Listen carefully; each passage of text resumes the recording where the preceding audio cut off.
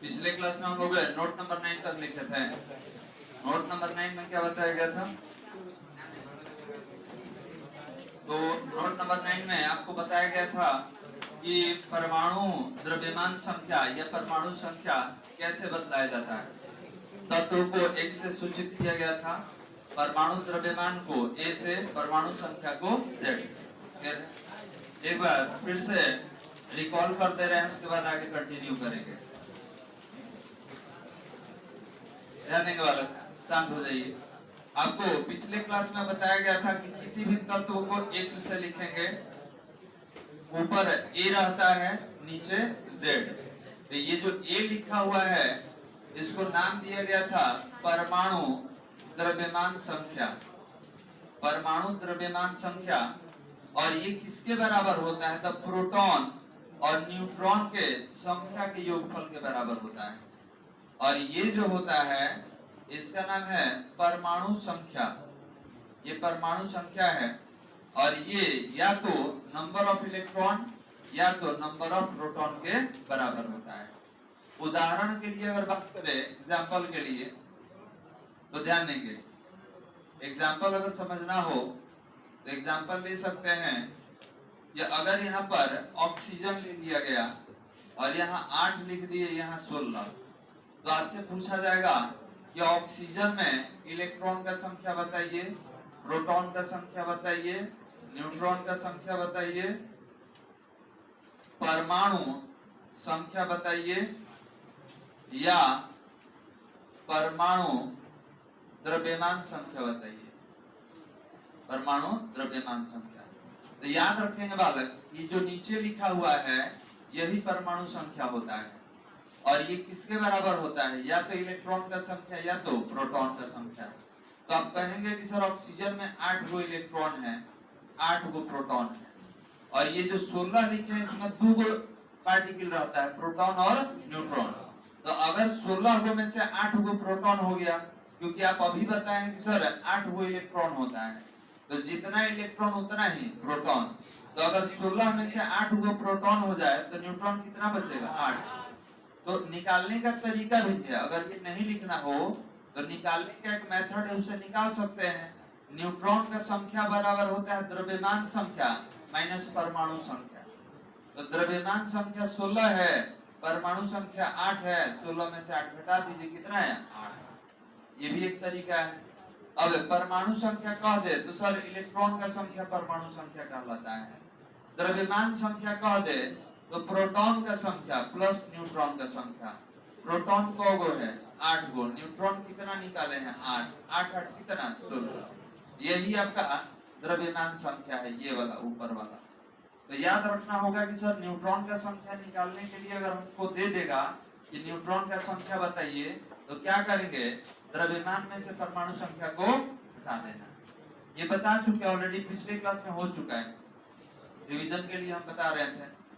तो जो विद्यार्थी क्लास छोड़ चुके हैं, हम बताए थे शुरू से ही, ये चैप्टर 1 स्टार्ट है बालक, ध्यान देंगे। मान लीजिए कि आपका न्यू बैच ही स्टार्ट है, क्योंकि बैच में शुरू से स्टार्ट होता है, चैप्टर 1 से स्टार्ट होता है। हम लाइट को खत्म कर चुके हैं और ये हमारा न्यू सेशन है, ठीक है, जिसका नाम है विद्युत स्थैतिकी यूनिट 1। हम जो पढ़ रहे हैं ये यूनिट 1 पढ़ रहे हैं, जिसका नाम विद्युत स्थैतिकी है, और इसमें 2 गो चैप्टर पढ़ना है, चैप्टर 1 और चैप्टर 2। चैप्टर 1 का नाम है विद्युत आवेश एवं क्षेत्र, चैप्टर 2 का नाम है विद्युत विभव एवं धारिता। तो अभी आपका चैप्टर 1 हम स्टार्ट किए हैं, जिसमें 3-4 क्लास हुआ है, शायद 3 क्लास हुआ है, ठीक है। तो आज हम लोग इसी को आगे कंटिन्यू करने वाले हैं। जिनका क्लास छूटा होगा तो ग्रुप में हम वीडियो शेयर कर दिए हैं, क्लास 1 से शेयर किया गया है। जो ग्रुप में नहीं होंगे आप यूट्यूब वाले चैनल पे भी देख सकते हैं, वहां पे 4 वीडियो आपको मिल जाएगा, एकदम करेंट का डाला हुआ है। विद्युत आवेश एवं क्षेत्र 1, विद्युत आवेश एवं क्षेत्र 2, विद्युत आवेश एवं क्षेत्र 3, ऐसे करके डाला गया है। तो आज हम लोग नोट नंबर 10 से कंटिन्यू करने वाले हैं, क्योंकि 9 नंबर नोट बताया जा चुका है। अब देखिए बालक, नोट नंबर 10 में हमको क्या जानना है? तो नोट नंबर 10 में हम देखेंगे कि 2 हमने अलग अलग पिंड लिया है। एक का नाम आप देख रहे होंगे ए लिखा हुआ है, दूसरे का नाम बी। ए के पास कितना इलेक्ट्रॉन है 10, बी के पास कितना इलेक्ट्रॉन है 10। तो अगर कोई पिंड अलग अलग है, किसी के साथ संपर्क में नहीं है, तो पिंड कैसा होता है? उदासीन। आपको पढ़ाया गया है कि हमारे नेचर में जो विलगित निकाय होता है, आइसोलेटेड सिस्टम जो होता है, हमेशा न्यूट्रल होता है। न्यूट्रल मतलब उदासीन। अब उदासीन कह देंगे तो ये मत समझ लीजिएगा कि उसमें इलेक्ट्रॉन है ही नहीं, ठीक है। उदासीन का मतलब ये नहीं होता कि इलेक्ट्रॉन नहीं है। उदासीन का मतलब ये होता है कि जितना इलेक्ट्रॉन होगा उतना ही इसके अंदर प्रोटॉन होगा, इसीलिए हम उदासीन लिखते हैं। कोई दिक्कत? तो याद रखेंगे कि सर उदासीन का मतलब ये होगा कि जितना इलेक्ट्रॉन है उतना ही इसके अंदर क्या होगा? प्रोटॉन। अब हमने क्या किया? अगले स्टेप में ये दोनों को नजदीक लाके घर्षण करा दिए। ए और बी को दोनों को नजदीक लाए, ऐसे घर्षण करा दिए। तो जैसे ही हम घर्षण करा दिए तो ए जो है 2 को इलेक्ट्रॉन दे दिया, किसको? बी को। तो ए जो है बी को 2 इलेक्ट्रॉन दे दिया। हमको कैसे मालूम चला? तो देख लीजिए, एरो दिया गया है। एरो से मालूम चला कि ए से 2 इलेक्ट्रॉन बी में आ चुका है। कैसे आया है? घर्षण कराने के पश्चात। क्यों? क्योंकि किसी भी पिंड को आवेशित करने का सबसे आसान तरीका क्या है? घर्षण। घर्षण द्वारा आवेशन सबसे आसान विधि होता है किसी पिंड को आवेशित करने का। अब थर्ड स्टेप में आते हैं। जब घर्षण करा दिए तब क्या हुआ कि 2 इलेक्ट्रॉन इसको दे दिया, तो 2 इलेक्ट्रॉन दे देगा तो कितना बच जाएगा? 8। पहले कितना था? अभी कितना है? 8। अब इसके पास पहले कितना था? 10। अभी 2 को ले लिया, कितना हो गया? 12। तो याद रखेंगे बालक, ध्यान समझिएगा कि जो पिंड है, जो एलिमेंट इलेक्ट्रॉन का त्याग करेगा, तो त्याग करने के बाद धनावेशित हो जाता है। तो आप देख सकते हैं ए जो है 2 को इलेक्ट्रॉन का त्याग किया है, तो ए के ऊपर 2 प्लस है। 2 प्लस का मतलब ये 2 को इलेक्ट्रॉन दे दिया है। तो जो देने वाला होता है उसको डोनर कहा जाता है। जो इलेक्ट्रॉन हमेशा देता है उसको डोनर कहेंगे, और हिंदी में इसको दाता कहा जाता है। देने वाला है ना, सबके दाता राम, सबको देने वाले राम है। तो यहाँ देने वाला कौन है? ये है। कितना इलेक्ट्रॉन दिया है? 2 को दिया है, तो 2 प्लस।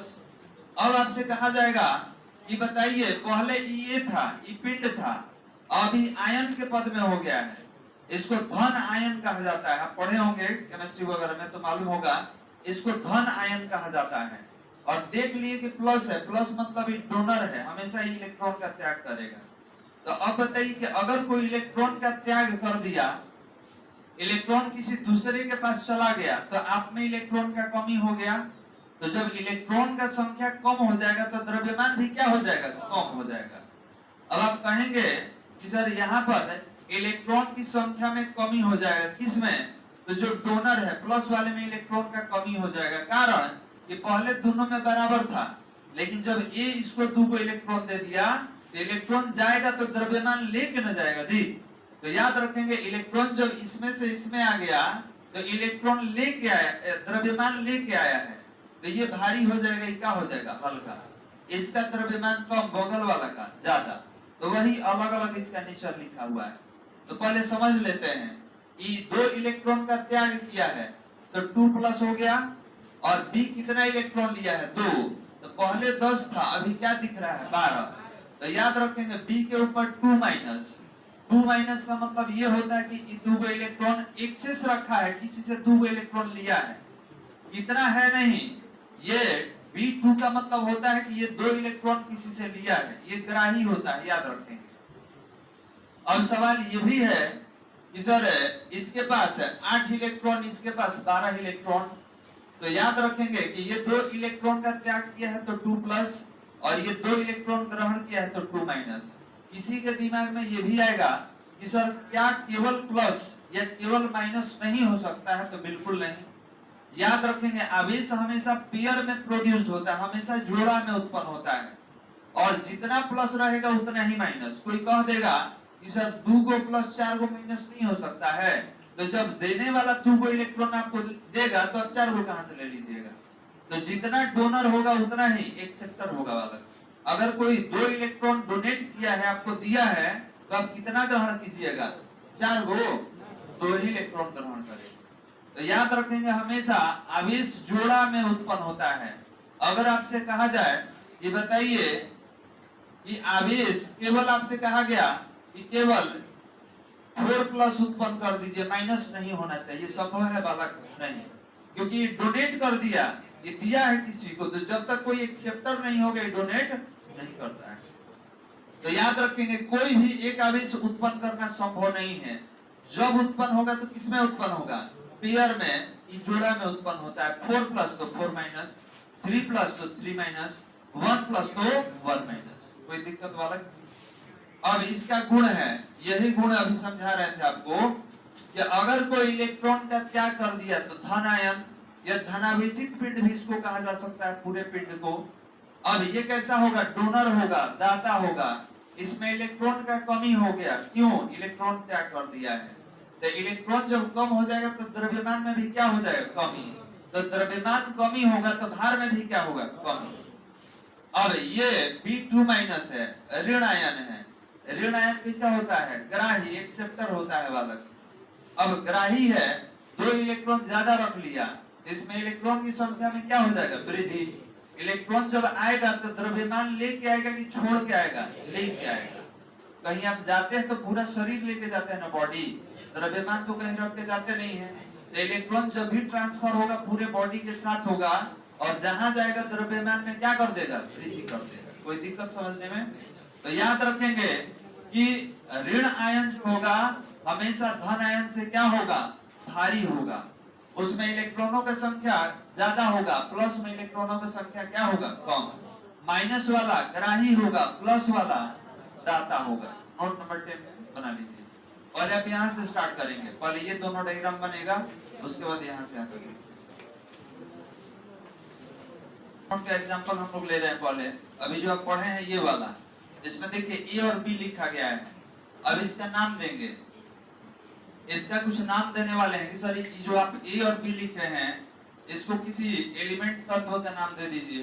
तो हम सोडियम क्लोराइड NaCl ले रहे हैं। तो यहाँ समझने के लिए हमने NaCl लिया है, ये सोडियम क्लोराइड है, और जब ये टूटता है तो Na+Cl- में। तो ध्यान देंगे सोडियम के ऊपर एगो प्लस क्या डिनोट कर रहा है? क्या दिखा रहा है? कि सोडियम 1 इलेक्ट्रॉन का त्याग किया है, और Cl के ऊपर 1- है। ये क्या दर्शा रहा है? कि क्लोरीन 1 इलेक्ट्रॉन ग्रहण किया है। अब ये भी सवाल है कि क्यों?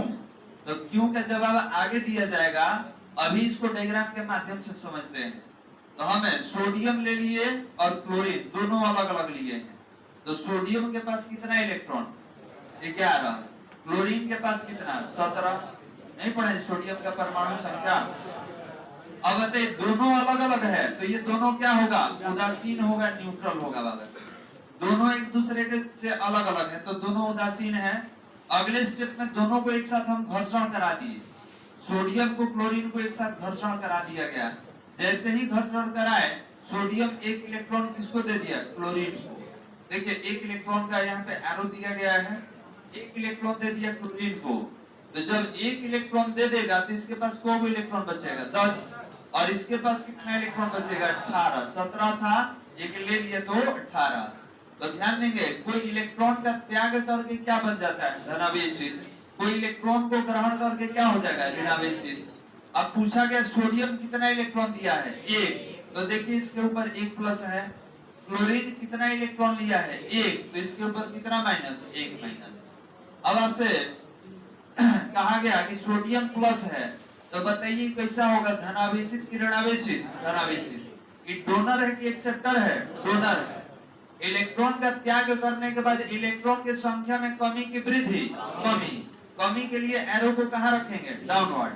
वृद्धि होता तो कहां रखते? ऊपर की ओर। अब द्रव्यमान में कमी होगा कि वृद्धि?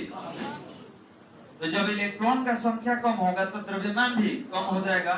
जब द्रव्यमान कम होगा तो भार भी कम हो जाएगा। इधर क्लोरीन है, क्लोरीन पर माइनस है, तो ये आपका ऋणावेशित हो जाएगा। और ये कैसा है बालक? ग्राही है, एक्सेप्टर कहा जाता है। अगर कोई इलेक्ट्रॉन को एक्सेप्ट करेगा तो उसका संख्या में क्या हो जाएगा? वृद्धि। इलेक्ट्रॉन की संख्या में वृद्धि होगा तो द्रव्यमान बढ़ेगा कि घटेगा? भार बढ़ेगा कि घटेगा? क्लियर है बालक? इसको लिख लेंगे एग्जाम्पल में।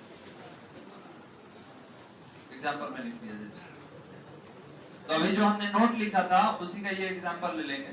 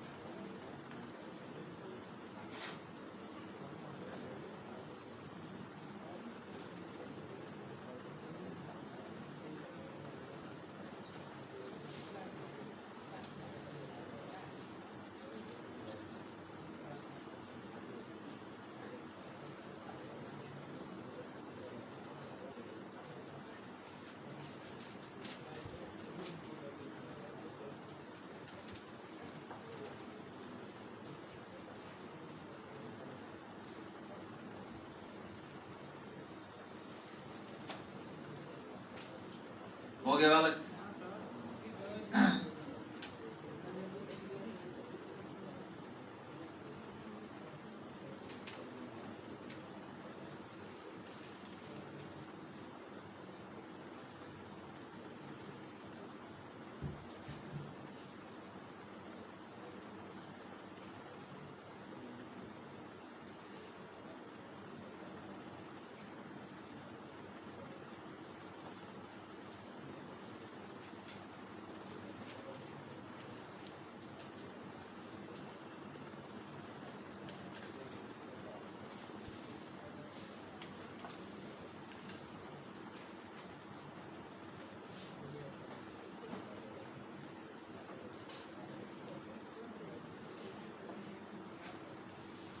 चलिए आगे बढ़ा जाए इसको। अब यहाँ पर देखना ये है कि सर सोडियम के ऊपर एक प्लस है, क्लोरीन के ऊपर एक माइनस, ऐसा क्यों? तो इसको एक्सप्लेन करेंगे हम विद्युतीय विन्यास से।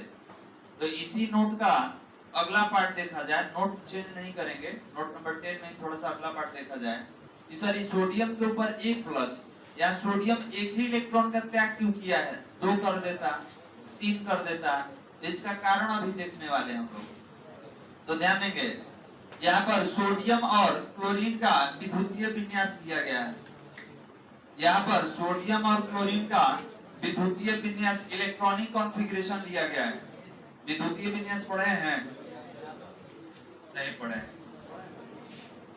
चलिए पढ़े तो ठीक है, नहीं पढ़े तो भी ठीक है, सामने देख। यहाँ पर सोडियम के लिए इलेक्ट्रॉन का संख्या 11 और क्लोरीन के लिए 17 लिया गया है। अब विद्युतीय विन्यास कीजिएगा तो ये होगा आपका 1s2 2s2 2p6 3s1। आपसे कहा गया इसमें संयोजी इलेक्ट्रॉन का संख्या कितना है? 1। ये बताया जाए कि संयोजी इलेक्ट्रॉन क्या होता है। तो बाह्यतम कक्षा में स्थित इलेक्ट्रॉन जो कहीं आने जाने के लिए स्वतंत्र होता है, जिसको मुक्त इलेक्ट्रॉन के नाम से जाना जाता है, उसी को संयोजी इलेक्ट्रॉन कहेंगे। इसका मतलब ये है कि कोई आप रासायनिक प्रतिक्रिया करवाइएगा तो सोडियम केवल एक ही इलेक्ट्रॉन का त्याग करेगा, वो हमेशा एक ही इलेक्ट्रॉन देगा आने जाने के लिए, दूसरा इलेक्ट्रॉन नहीं देता है। कोई दिक्कत बालक? तो याद रखेंगे कि संयोजी इलेक्ट्रॉन है क्या? तो बाह्यतम कक्षा में स्थित इलेक्ट्रॉन होता है जो किसी भी रासायनिक प्रतिक्रिया में भाग लेने के लिए स्वतंत्र होता है, इसको मुक्त इलेक्ट्रॉन भी कहा जाता है।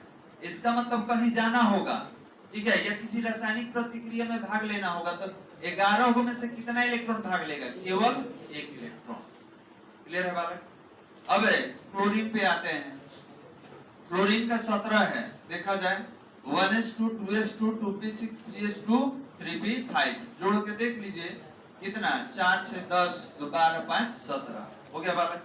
अब आपसे कहा गया कि बाह्यतम कक्षा में कितना इलेक्ट्रॉन, तो आप कहिएगा कि सर 7 को होगा। क्यों? क्योंकि ये 3 का ही एस है और 3 का ही पी है, तो 5 और 2 कितना हो गया? 7। तो संयोजी इलेक्ट्रॉन का संख्या कितना है? 7। अब अगर पूछा जाए कि क्लोरीन में कितना इलेक्ट्रॉन कहीं आने जाने के लिए स्वतंत्र होता है? 7। मतलब 17 में से 7 इलेक्ट्रॉन रिजर्व रखता है कहीं आने जाने के लिए। कहीं भेजना होगा तो इलेक्ट्रॉन को भेजेगा, किसी भी रासायनिक अभिक्रिया में भाग लेना होगा तो कितना इलेक्ट्रॉन को भेज सकता है? अब कोई कहेगा 8 को भेज सकता है, सर बिल्कुल नहीं। याद रखेंगे 7 से कम दे देगा लेकिन ज्यादा नहीं देगा, बात ये होता है। अब यहाँ ये भी समझते हैं, एक टॉपिक है जिसका नाम है संयोजकता, इसको वैलेंसी कहा जाता है। तो आपसे पूछा गया कि बताइए सोडियम का वैलेंसी या संयोजकता कितना होता है, तो कितना बताइएगा? 1 बताइएगा। तो संयोजकता होता क्या है पहले ही बता दीजिए, ठीक है, बताया जाए संयोजकता क्या होता है। कैसे मालूम चलेगा कि सोडियम का 1 होगा या 2 होगा, प्लस होगा कि माइनस होगा, कैसे मालूम चलेगा? बताइए। बैठ जाइए। और कोई बालक जो समझा सके संयोजकता को, बोलो। इलेक्ट्रॉनिक विन्यास को देख के कैसे मालूम चल जाएगा? हम तो लिख दिए हैं, संयोजकता बताइए। हमको तो पहले ही नहीं मालूम चला कि संयोजकता होता क्या है, पहले तो ये समझाना है। बोलो हुआ नहीं कर पाएंगे, मतलब जानते हैं लेकिन बोल नहीं पाएंगे। चलिए बैठ जाए। और कोई बालक? इसका मतलब कि यहाँ अंतिम कक्षा में 7 गो इलेक्ट्रॉन है तो क्लोरीन का संयोजकता 7 हो जाएगा। घटाना पड़ता है, कहाँ घटाना पड़ता है? बैठ जी। चलिए ध्यान देंगे, जानते हैं आप, हमको जानकारी है लेकिन व्यक्त नहीं कर पा रहे हैं, ठीक है, जानता सब है लेकिन बता नहीं पा रहा है, या ये भी हो सकता है कि अधूरा नॉलेज होगा, ये भी हो सकता है। तो देखिए इसको हम कंप्लीट कर दे रहे हैं, जो वैकेंट है उसको ऑक्युपाई कर लिया जाए। देखिए संयोजकता होता क्या है बालक, तो कोई भी एलिमेंट चाहता है कि हम 8 गो हो जाएं, अष्टक कंप्लीट कर ले, अष्टक हो जाने से वो स्टेबल हो जाता है, स्थायी हो जाएगा, वो किसी भी रासायनिक प्रतिक्रिया में भाग नहीं लेगा। कब? जब वो अष्टक कंप्लीट कर लेगा तब। अब यहाँ देखा ये गया कि सर सोडियम के पास यहाँ पर एगो इलेक्ट्रॉन है, अगर ई इलेक्ट्रॉन का त्याग कर दे तो पीछे वाले कक्षा में हमको 8 गो दिख रहा है। देखिए 2 का S है, 2 का P, तो अगर ई एक इलेक्ट्रॉन त्याग देगा ये तुरंत स्थायी हो जाएगा, स्टेबल हो जाएगा, कारण कि यहाँ पीछे वाले में कितना है? 8 है।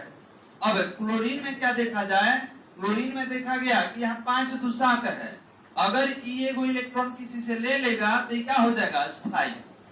कोई दिक्कत बालक? तो अगर ये किसी से एक इलेक्ट्रॉन लेगा तब स्थायी होगा और ये किसी को एक इलेक्ट्रॉन देगा तब स्थायी होगा। तो याद रखेंगे कोई भी तत्व अपना स्थायित्व प्राप्त करने के लिए, अपना अष्टक कंप्लीट करने के लिए जितना इलेक्ट्रॉन को लेता है या जितना इलेक्ट्रॉन को देता है वही उसका संयोजकता कहलाता है। अब आपसे पूछा गया कि सोडियम कितना इलेक्ट्रॉन का त्याग करके अष्टक कंप्लीट कर लेगा, तो कहिएगा एगो त्याग करके। यहाँ पर आपसे पूछा गया कि सोडियम का संयोजकता बताइए, ध्यान देंगे सोडियम का संयोजकता। तो पहले आप ये देखिएगा कि डोनर है कि एक्सेप्टर, तो आप बोलेंगे कि सर त्याग करेगा, तो त्याग करेगा तो प्लस लिख दिए, कितना इलेक्ट्रॉन त्याग करके अष्टक कंप्लीट होगा? 1, तो इसका संयोजकता कितना हो गया? +1। सोडियम का संयोजकता कितना? +1। अब क्लोरीन के बारे में बात किया जाए, अगर आपसे कहा गया कि सर क्लोरीन का संयोजकता क्या होगा, ध्यान देंगे तो क्लोरीन देखेंगे कि डोनर है कि एक्सेप्टर है, तो यहाँ दिखा कि 7 गो है, अगर किसी से एक इलेक्ट्रॉन ले लेगा तो ये अष्टक कंप्लीट करेगा, तो दिख रहा है कि देने वाला जस्ट ऊपर ही है, तो ये एक्सेप्टर है बालक, लेने वाला है तो क्या लिख दिए? माइनस। कितना इलेक्ट्रॉन लेकर अष्टक कंप्लीट करेगा? 1, तो इसका संयोजकता कितना हो गया? -1। कोई दिक्कत? तो याद रखेंगे कि जितना इलेक्ट्रॉन लेकर या जितना इलेक्ट्रॉन देकर कोई एलिमेंट, कोई तत्व स्थायित्व को प्राप्त करता है वही उसका क्या कहलाएगा? संयोजकता। कोई दिक्कत बालक? अब बेहतर तरीके से समझने के लिए एक और एग्जांपल लेंगे ऑक्सीजन का। देखिए आपके सामने लिया हुआ है। अब आपसे पूछा गया कि ऑक्सीजन का परमाणु संख्या कितना होता है? परमाणु द्रव्यमान 16। तो यहाँ पर अगर बात किया जाए विद्युतीय विन्यास के बारे में, तो ये है 1s2 2s2 2p4। ये संयोजी इलेक्ट्रॉन कितना है बालक इसमें? तो संयोजी इलेक्ट्रॉन क्या होता है? बाह्यतम कक्षा में स्थित इलेक्ट्रॉन। तो बाह्यतम कक्षा में कितना इलेक्ट्रॉन है? 6। अब ये बताइए कि इसको अष्टक कंप्लीट करने के लिए कितना इलेक्ट्रॉन चाहिए? 2। इसका मतलब ये किसी से 2 इलेक्ट्रॉन ले लेगा तो ये स्टेबल हो जाएगा, स्थायी हो जाएगा, और स्थायी होने के बाद किसी के साथ ये रिएक्शन में पार्टिसिपेट नहीं करता है। तो अगर बात करें ऑक्सीजन के लिए, सर इसका संयोजकता बताइए, तो देखिए तरीका पहले ही देखिए कि ई ग्रहण करने वाला है कि देने वाला है, तो 6 गो है, तो 8 को कंप्लीट करने के लिए ये लेगा कि देगा? जी लेगा, हमेशा एक्सेप्टर होगा। अब मान लीजिए कि संयोजी इलेक्ट्रॉन 6 नहीं रहता, 2 रहता, तब क्या होता? दे देता। अब एक आदमी के पास 6 गो है, एक आदमी के पास 2 गो है, 8 को कंप्लीट करना है, तो 6 वाला कह रहा है कि 2 गो आ जाए और 2 वाला कह रहा है कि तुम 6 लेके आ जाओ। संभव है जी? ज्यादा वाला कभी कम के पास जाएगा? नहीं जाएगा। तो याद रखिए 6 गो है, जो अधिक वाला है वो एक्सेप्ट करने का काम करता है। तो ऑक्सीजन के पास पहले से कितना इलेक्ट्रॉन है? 6 इलेक्ट्रॉन है। कितना और चाहिए अष्टक कंप्लीट करने के लिए? 2 इलेक्ट्रॉन चाहिए। तो याद करेंगे ई ग्रहण करता है तो माइनस दे दिए, और कितना ग्रहण करके स्थायी हो जाएगा? 2। तो ऑक्सीजन का संयोजकता कितना होगा? -2। आप देखिएगा ऑक्सीजन के ऊपर 2- लिखा रहता है, देखे हैं बालक? ऑक्सीजन के ऊपर देखिएगा 2- लिखा है, इसका मतलब ऑक्सीजन का संयोजकता कितना होगा? -2। कोई दिक्कत? अब किसी किसी का संयोजकता मोर देन 1 भी होता है, डिपेंड करता है उसके नेचर पे कि उसका नेचर कैसा है। अब विशेष पढ़ाई केमिस्ट्री में पढ़िएगा, नहीं तो कहेगा फिजिक्स छोड़ के केमिस्ट्री पढ़ाना शुरू कर दिया। ये बेसिक प्रॉपर्टी था चार्ज का, इसीलिए इस पर हम लोग डिस्कशन कर रहे हैं। ये जानकारी होना चाहिए बालक। तो चलिए अब सोडियम और क्लोरीन वाला ये दोनों लिखेंगे। सबसे पहले ये बताइए कि इस डायग्राम में सोडियम कितना इलेक्ट्रॉन का त्याग किया है? 1 इलेक्ट्रॉन। तो अगर कोई 1 इलेक्ट्रॉन त्याग करता है, ध्यान देंगे, तो त्याग करने का मतलब इसमें कमी हो गया। माइनस क्यों लगाए हैं? इसमें से इलेक्ट्रॉन घट रहा है, तो इलेक्ट्रॉन इसमें से निकाल लीजिएगा तो सोडियम के ऊपर कितना? 1 प्लस। अगर 2 निकालते हैं तो 2 प्लस, 3 निकालते हैं तो 3 प्लस। और क्लोरीन क्या किया है बालक? क्लोरीन में जाके ऐड हो गया है, क्लोरीन एक्सेप्ट कर लिया है, तो क्लोरीन के पास एक इलेक्ट्रॉन क्या हो जाएगा? बढ़ जाएगा। क्लोरीन के पास 1 इलेक्ट्रॉन बढ़ गया तो ऐड कर देंगे, तो क्लोरीन लेने के बाद क्या हो जाता है? माइनस। तो इसीलिए हम लोग Na+ लिखे थे और Cl-। जल्दी लिखिए इसको।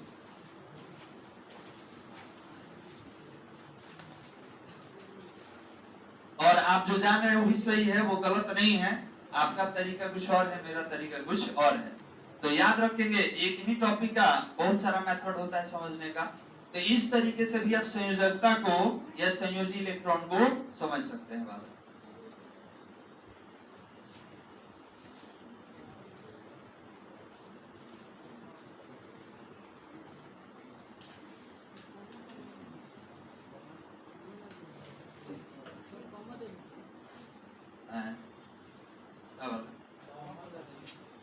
तो देते रहिए।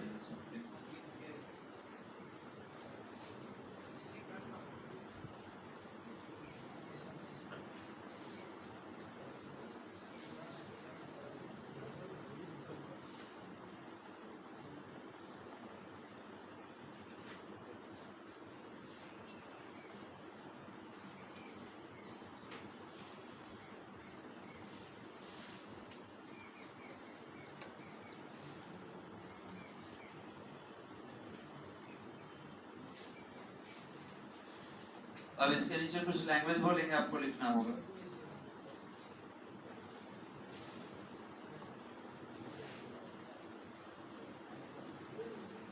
विद्युतीय विन्यास तो सभी जानते ही होंगे, इलेक्ट्रॉनिक कॉन्फ़िगरेशन।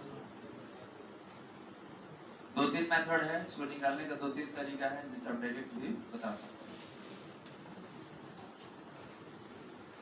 चलिए बोला जाए। लैंग्वेज लिखेंगे सबसे नीचे, ये लिखने के बाद वाला नीचे वाला लिखे है ना सोडियम वाला।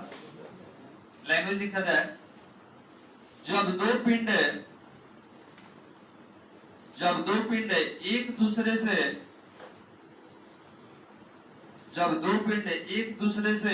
अलग अलग स्थित होते हैं, जब दो पिंड एक दूसरे से अलग अलग स्थित होते हैं, तो पिंड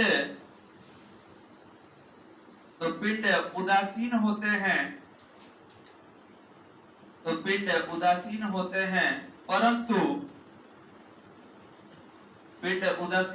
हैं, परंतु जब उनके बीच घर्षण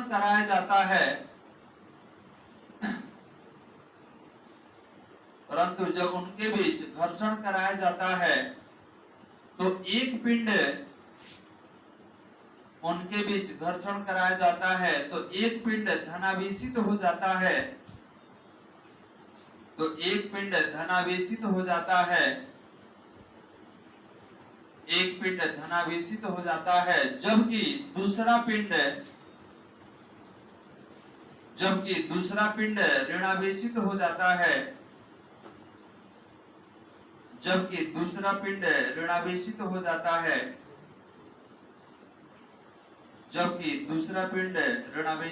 जाता है, कोई दिक्कत वाला समझने में? चलिए आगे बढ़ाते हैं। ये ऑक्सीजन वाला तो समझने के लिए बताए थे, ये लिखना नहीं है, ये समझने के लिए बताया गया था। चलिए अब एक एग्जांपल लेते हैं, थोड़ा बताइएगा जानकारी के लिए। कि अगर हमने लिखा a 2 प्लस और हमने लिखा b 3 माइनस, सही है कि गलत है? सही लिखे हैं कि गलत लिखे हैं बालक? गलत है। क्यों गलत है बालक? रुक जाइए, विजेंद्र कुमार कहाँ है जी? कहाँ है जी? चलो बोलो क्यों गलत है? 2 इलेक्ट्रॉन क्या करेगा तो 2 ही लेगा, मतलब आपके हिसाब से ये यहाँ पर क्या होना चाहिए बताइए? b 2 minus. कोई दिक्कत बालक? बाकी लोग को भी समझ में आ रहा है? या आवेश हमेशा जोड़ा में उत्पन्न होगा? बैठ जाइए, आवेश हमेशा जोड़ा में उत्पन्न होगा। अगर डोनर 2 है तो एक्सेप्टर भी कितना होना चाहिए? 2 ही होना चाहिए। चलिए अगला पॉइंट है, लिखना नहीं है बालक, केवल समझना है और जवाब देना है। यहां पर लिख दिए a 4 प्लस और यहां लिख दिए b 4 प्लस। आपके पड़ोसी, आप बताइए ये सही लिखे हैं कि गलत लिखे हैं? क्यों गलत है? बहुत अच्छा, याद रखेंगे कि कभी भी समान प्रकार का आवेश उत्पन्न नहीं होता है। जब घर्षण कराइएगा तो कोई कह देगा सर दोनों प्लस नहीं हो सकता है या दोनों माइनस नहीं हो सकता है। बिल्कुल नहीं। प्लस का मतलब हो गया डोनर, ठीक है, प्लस का मतलब हो गया डोनर। तो एक डोनेट करेगा तो दूसरा एक्सेप्ट करने वाला होना चाहिए। तो ये दोनों एक साथ कभी भी नहीं हो सकता है। बैठ जाइए। अब यहां पर हमने लिख दिया, ध्यान देंगे, यहां पे हमने लिखा ये 4 माइनस और b 4 माइनस आपके बगल में। सही है कि गलत है? क्यों गलत है? ठीक है, तो ई दोनों एक्सेप्टर है कि डोनर है? एक ग्राही है कि दाता है? दोनों ही बताओ। ग्राही है तो 2 को ग्राही नहीं हो सकता है, नहीं। डोनर होगा तो एगो एक्सेप्टर होगा। अब बताइए सही है कि गलत है? क्यों है? क्योंकि 4 इलेक्ट्रॉन क्या किया है तो दूसरा 4 इलेक्ट्रॉन। समझ में आ गया बालक? बैठ। कितना नोट हुआ था बालक? कितना हुआ था? Note number 11। नोट नंबर 11 लिखा जाए समान प्रकार के, नोट नंबर 11 में लिखा जाए समान प्रकार के आवेश में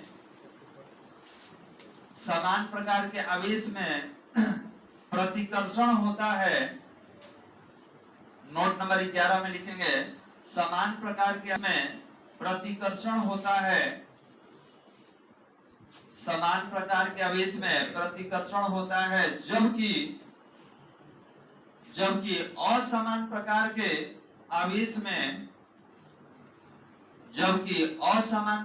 आवेश में आकर्षण होता है, जबकि असमान प्रकार के आवेश में आकर्षण होता है। तो ध्यान देंगे बालक, अभी केवल समझिएगा, लिख मत लीजिएगा, डायग्राम अलग बनाएंगे। अगर हम लिख दिए कि एक प्लस आवेश है और एक प्लस आवेश है तो इसको सजातीय कहा जाता है, ये समान प्रकार का आवेश कहा जाता है। ये इस पर बल लगा के प्रतिकर्षित करेगा, ये इस पर बल लगा के प्रतिकर्षित करेगा बाहर की ओर। लेकिन अगर एक प्लस ले लिए एक माइनस, इसको विजातीय आवेश कहा जाता है, अलग अलग नेचर का आवेश। तो प्लस माइनस को आकर्षित करेगा, माइनस प्लस को। तो यहाँ पर क्या हो जाएगा? यहाँ पर प्रतिकर्षण हो जाएगा बालक, और यहाँ पर क्या हो जाएगा? आकर्षण। कोई दिक्कत? तो ये डायग्राम है, लेकिन हम अलग तरीके से कल डायग्राम इसका बनाएंगे। तो बस फिर रोक दीजिए, डायग्राम छोड़ दीजिए, अगले क्लास में डायग्राम।